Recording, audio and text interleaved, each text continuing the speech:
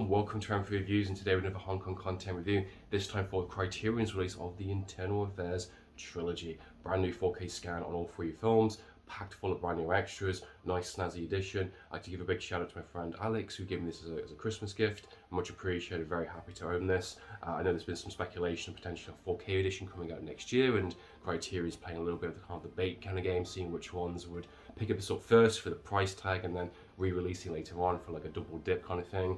But I'm nice to have this finally now, and I don't have to kind of mess around with that. I can just actually watch the films, because I've never seen the Internal Affairs movies. I know these are essential kind of, must-watch Hong Kong movies, and I have referenced Internal Affairs a few times in various other videos, down to some of the actors that appeared in various other projects, kind of thing, like, Running Out of Time, Andy Lau kind of thing.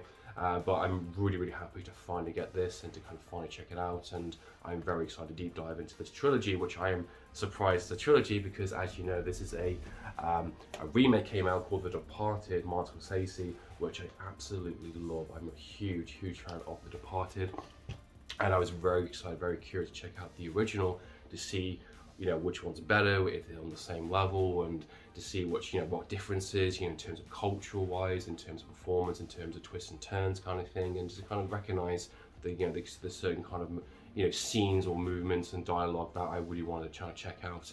And I'm very happy to kind of finally check out the first one. And today we'll be talking about the first Internal Affairs movies released back in 2002.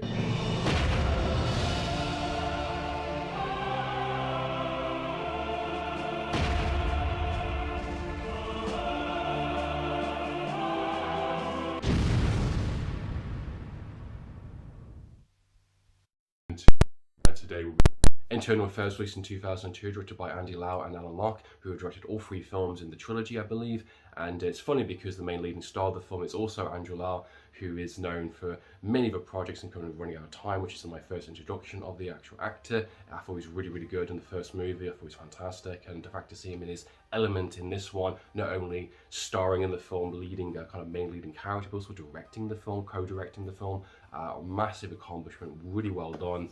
Just really phenomenal kind of achievement and effort in terms of creating a really intense, really kind of gripping kind of storyline that is interesting, kind of watching it kind of going backwards from the remake of The Departed. This film stars Tony Lau, which is a nice surprise because I didn't know he's in the film. Tony Lau is always fucking brilliant, and anything he does in terms of whether it's kind of Western-based kind of movies, whether it's a lot of the Hong Kong kind of martial arts films I've seen, it's just a real delight to see, and he's a real class actor. Also a nice surprise that Eric Sing's in the film, who plays the gangster Sam, who plays a bit more of a serious role in this time. He's known for his more kind of comedic kind of chops with the Lucky Star movies, and I know he's played a lot of kind of Sammo Hung movies, Midnight Express, and I've never been a big fan of that type of performance. He always plays whiny characters, like baby kind of characters, always puts facial expressions, but he plays a really serious, really kind of gripping kind of gangster in this one. Even though he's not the main character necessarily in this one, I think his performance, I think his presence is really well handled, and I think he does a really good job of kind of selling that kind of persona. The storyline for Internal Affairs features two male characters working undercover for about 10 years now. He's working with Sam, a high-profile gangster. He's importing kind of drugs into Hong Kong. He's working with Anthony Wong's character, which is a kind of handler who's kind of the only person that knows his identity, and basically he's on the point of kind of taking down Sam once and for all, and kind of thing on the reach of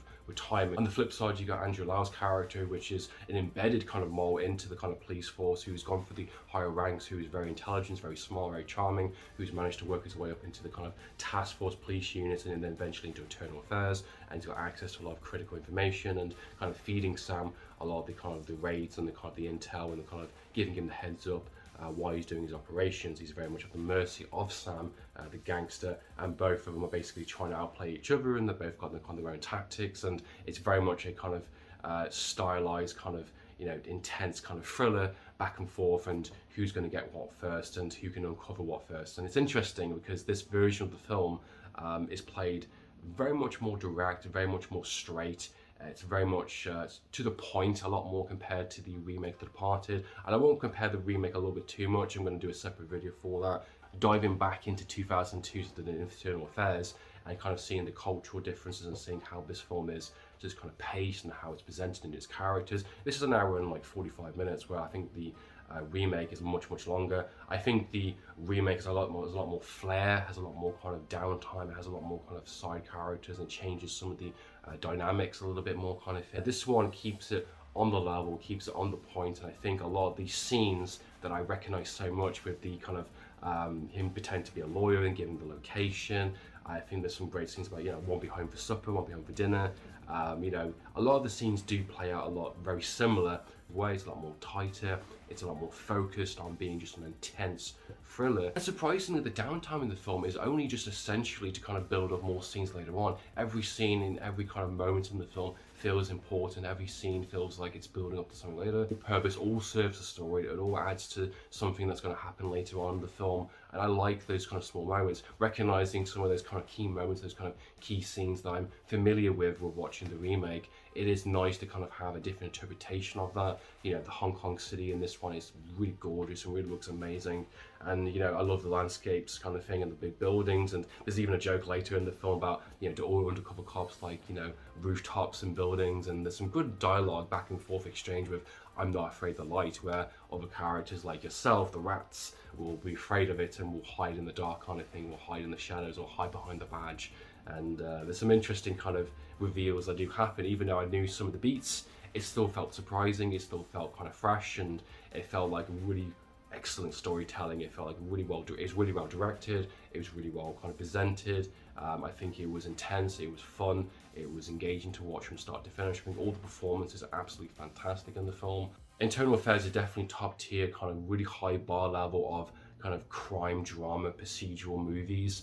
You know, going against gangsters, you know, try out kind of gangsters and stopping organized crime, and this like question of good guys and bad guys within the kind of the law enforcement. You know, something that kind of Hong Kong directors and a lot of movies from the late 2000s into kind of even today kind of still touching upon those ideas. The ending to the Internal Affairs one, without spoiling it, is very different. It's a lot more darker. I was quite surprised when the film just ended the way it did. I was thinking, damn, I can see why there is a sequel. Whether there's a justified another sequel is what I'm really curious about. I'm curious to see where they go with it. Which brings me to the alternative ending on the Criterion Edition Blu-ray. Now, on the alternative ending, before you can play it, it gives you a little bit of description about why they actually did it, and even down to China regulations.